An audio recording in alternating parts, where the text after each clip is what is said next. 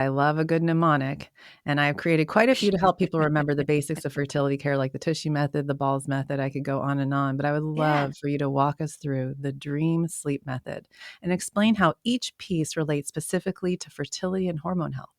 So DREAM really stands for the core components of what we should be looking for when we are doing a sleep evaluation.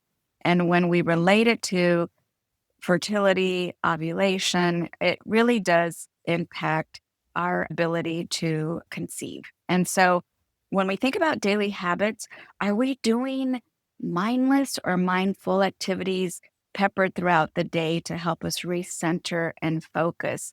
Then we go to resting environment.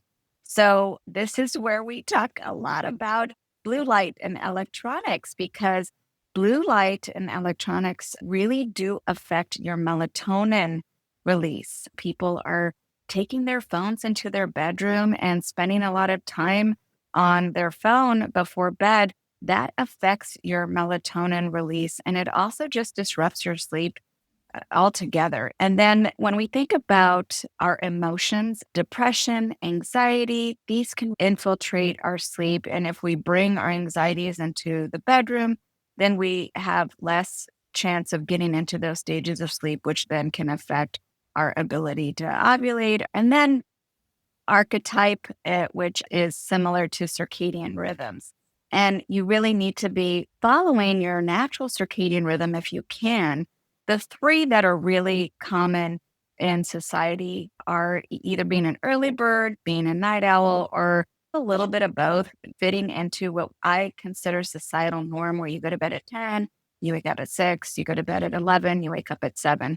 And studies do show that people who are night owls or who have more of a delayed circadian response may have some changes in ovulation and infertility as well. And then the last piece is medical conditions. It's really important to be comprehensive around all medical conditions that can affect a woman. And especially during reproductive years, during midlife, we know that women can be dismissed because the symptoms may be a little bit more vague. That's how I came to develop the dream sleep method because it really speaks to every single facet that we need to pay attention to when we're thinking about somebody's sleep.